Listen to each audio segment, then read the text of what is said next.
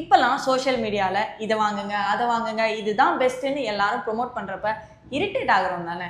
நீங்களும் ஒரு வகையில் இதையே தான் பண்ணிட்டு இருக்கீங்கன்னு சொன்னால் ஒத்துப்பீங்களா? இந்த வீடியோவை ஃபுல்லாக பார்த்துட்டு நான் சொன்னது கரெக்டாக இல்லையான்னு கமெண்ட்டில் சொல்லுங்கள். நம்மக்கிட்ட யாராவது வந்து எனக்கு தலைவலிக்குது அப்படின்னு சொன்னால் நம்மள மேக்ஸிமம் பேர் என்ன பண்ணுவோம் தெரியுமா? இந்த மாத்திரையை சாப்பிடு. எனக்கு தெரிஞ்சவங்களுக்கும் இதே மாதிரி தான் ஒரு தலைவலி இருந்துச்சு, இந்த மாத்திரையை போட்டோடனே சூப்பராக சரியாயிடுச்சு, நீயும் இதை ட்ரை பண்ணி பாரு.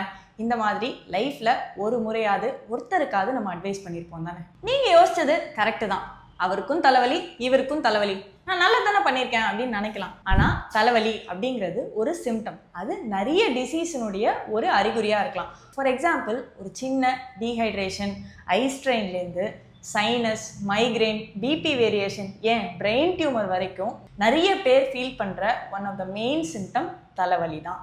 எல்லாருக்கும் ஒரே சிம்டமான தலைவலி வெளில தெரிஞ்சாலும் ஒரு தலைவலிக்கு பின்னாடியும் ஒரு காரணம் இருக்கலாம். ஒரு டாக்டரா இந்த பேஷண்ட்டுக்கு இந்த சிம்டம் எல்லாம் இருக்கே, இதை எப்படி சரி பண்ண போகிறோம் அப்படின்னு வர பயத்தை தாண்டி நீங்கள் உங்களுக்கு தெரிஞ்சவங்களுக்கு ஹெல்ப் பண்ணுறேன்ற பேரில் மருந்தை மாற்றி அட்வைஸ் பண்ணிடுவீங்களோன்னு ரொம்ப பயமாக இருக்குது. இந்த மாதிரி நீங்கள் அவங்களுக்கு டெம்ப்ரரியாக ஹெல்ப் பண்ண ட்ரை பண்ணும்போது அவங்களுடைய ஒரிஜினல் சிம்டம்ஸ் டெம்ப்ரரியாக மாஸ்க் ஆகுது, அவங்களுக்குள்ளே இருக்கிற டிசீஸ் வேர்சன் ஆகுது, அவங்க சரியாக வேண்டிய ப்ராசஸ் ரொம்ப டிலே ஆகுது. எப்படி என் கண்ணில் பவர் வந்துருச்சுன்னு என் பக்கத்தில் இருக்கிறவங்களுடைய பவர் கிளாஸை வாங்கி நான் மாட்டி பார்த்தாலும் என் கண்ணு சரியாக தெரியாதோ, அதே மாதிரி தான் இதுவும். நிறைய பேருடைய பெரிய பிரச்சனைகள் எல்லாமே ரொம்ப குட்டி குட்டி சிம்டமாக தான் முதல்ல நம்ம பாடி வெளிப்படுத்தும். ஒரு தலைவலி, வயிறு வலி, ப்ளோட்டிங், உடம்பு கை கால் வலி, இந்த மாதிரி சின்ன சின்னதாக தான் அது தெரியும். அடிக்கடி ஒரு சின்ன தொந்தரவு வருதுன்னும் போது அப்பயே போய் மருத்துவரை பார்க்காம அதுக்கப்புறமா போய் பார்த்தா பெருசாக யூஸ் இல்லை. ஸோ ப்ளீஸ், உங்களுக்கு தெரிஞ்சவங்களுக்கோ ஒரு பிரச்சனைக்கு ரிலீஃப் கிடைச்சிச்சுன்றதுக்காக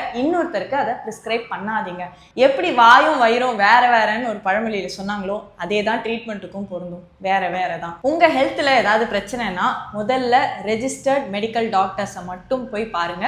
தேங்க் மீ லேட்டர். இதே மாதிரி நிறைய ஹெல்த் ரிலேட்டட் இன்ஃபர்மேஷன் தெரிஞ்சுக்கிறதுக்கு வைஷாலி ஹோமியோ கிளினிக் பேஜை ஃபாலோ பண்ண மறந்துடாதீங்க. பாய்.